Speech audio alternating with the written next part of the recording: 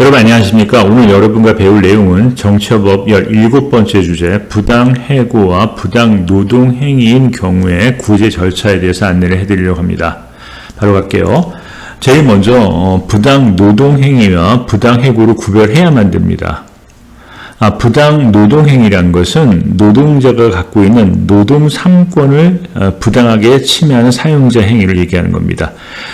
단결권, 단체 교섭권, 단체 행동권만을 침해하는 행위를 부당노동행위라 한다면 부당해고는 억울하게 근무 환경이 나빠지는 걸 모두 다 총칭하는 겁니다. 예를 들어서 강제로 근로관계를 종료시키는 해고를 당하거나 그 다음에 정직, 전직 또는 감봉을 당하거나 이게 부당한 경우에 구제 절차를 우리는 부당해고라고 타이틀을 잡는 거죠. 왜 구별을 해야 되냐면은 부당 노동행위는 노동조합도 구제 신청이 가능해요. 노동위원회에. 그렇지만 부당해고인 경우에만 해당되는 경우에는 노조는 구제 신청이 안 되고 근로자만 가능하다라는 것의 구별 기준입니다. 물론 관련법이 틀리죠. 부당노동행위를 규정한 법은 노동조합 및 노동관계조정법이고 부당해고에 관계된 내용은 근로기준법. 이렇게 두 가지 양대 노동법이 해당됩니다. 이 두 가지가 결부될 수가 있어요. 중복되는 케이스가 있을 수는 있는데 그 대표적인 게 노동조합에 가입했다는 이유로 해고하게 되면은 정당한 해고가 아니면서 노조의 단결권을 침해했기 때문에 부당노동행위도 됩니다. 이렇게 결부된 경우도 있습니다. 자, 바로 가볼게요. 일단 부당해고의 구제 절차를 꼭 기억하셔야 돼요. 일단 구제 신청이라는 것은 여러분 고용노동부에 있는 노동위원회 구제 신청하는 겁니다. 여러분 공정거래위원회도 아니고요. 국민권익위원회도 아니고 고용노동부 행정부에 있는 노동위원회에 구제 신청을 하는 것이 첫 번째 방법 중에 하나예요. 그래서 부당해고를 당하거나 여기는 부당노동행위도 가능해요. 부당노동행위 당한 경우에는 노동자뿐만 아니라 노조도 구제 신청이 가능한 건 똑같습니다. 됐습니까? 자, 그러면은 지방노동위원회에서 초심을 하게 되고요. 그럼 구제 신청을 했을 때 초심을 한 지방노동위원회에서 근로자의 요구가 맞아요. 그러면 구제 명령을 내릴 것이고 노동자보다 사용자가 해고한 것이 정당한 해고라면 노동자의 구제 신청을 기각 결정하겠죠. 따라서 이 초심 판정에 불복하는 사람은 다시 중앙노동위원회 재심을 청구할 수 있답니다. 이 둘 다 중앙노동이 다 행정부예요. 이렇게 행정부에 구제 신청을 했는데 이 행정부의 재심 판정에 불복이 있는 당사자라면 다시 중앙노동위원회 위원장을 상대로 다시 행정소송을 제기할 수 있습니다. 이 행정소송은 반드시 행정부의 심판을 전치를 거쳐야 돼요. 먼저 거치게 되어 있습니다. 어느 소송만큼은 행정소송만큼은. 그러니까 행정소송은 반드시 재심을 거쳐야만 된다. 따라서 재심을 한 중앙노동위원장이 피고가 된다라는 걸 기억하시면 되고요.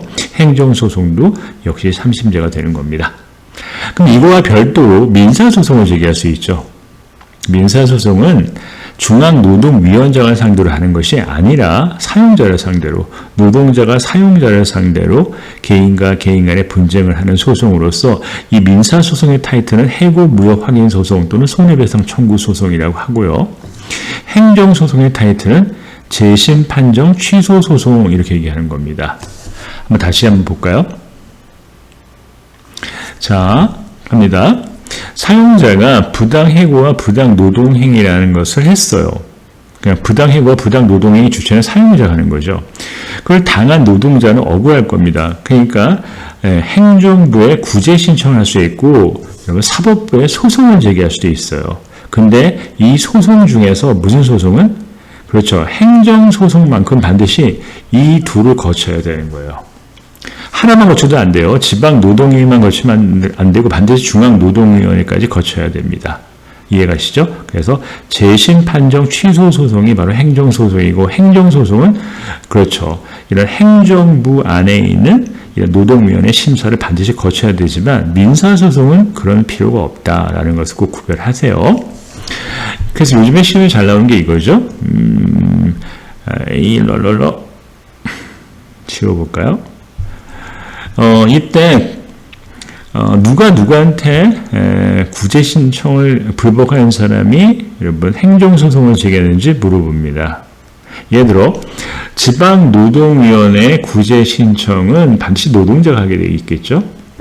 그 노동자가 이기게 되면 이게 노동자 이쪽이 노동자군요. B가 노동자가 이기게 되면은 구제 명령을 내릴 것이고 구제 명령을 내렸다면은 초심에서 얘가 사용자가 억울하다고 생각하겠죠. 자기는 정당 해고라고 생각할 겁니다.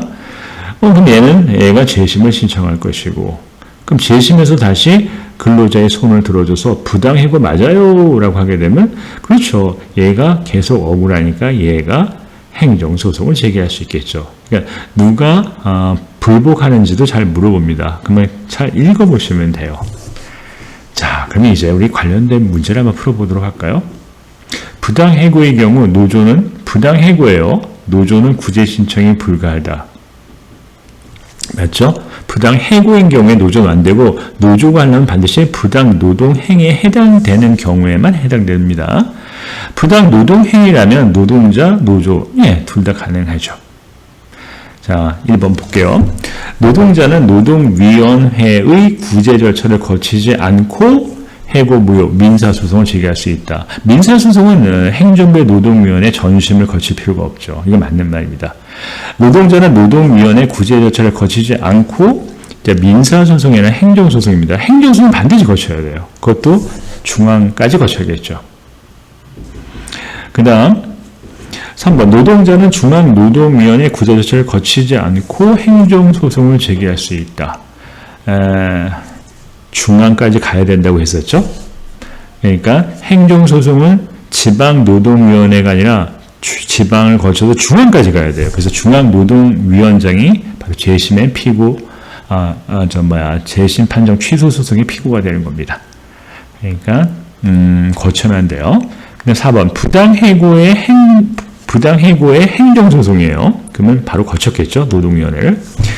피고는 그렇죠. 중앙노동위원회 위원장이 됩니다. 해고 무효 확인 소송은 민사소송이에요.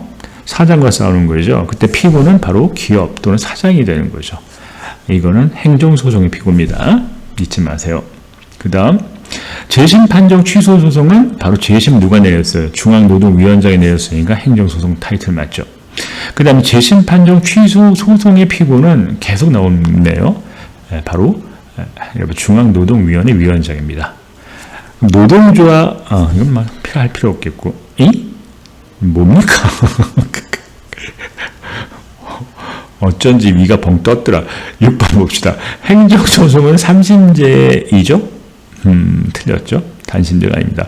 회사를 상대로 해고 무효 확인 소송 맞습니다. 노동위원회 심사를 전제로 하지 않죠. 민사소송은 전제로 하지 않습니다. 노동위원회 심사를. 행정소송이 전제한다고 계속 강조하고 있습니다. 회사에서 부당하게 감봉을 당해서 억울한 경우는 바로 부당해고와 같은 케이스입니다. 바로 노동행위가 아니죠. 부당노동행위는 노동3권만을 부당하게 침해당하는 행위만을 얘기하는 겁니다. 됐죠? 자, 이제 이거 꼭 나오거든요. 이거 잘 하시도록 하세요. 자, 그러면 다음 시간에 다른 주제로 또 만나봅시다. 이상 끝.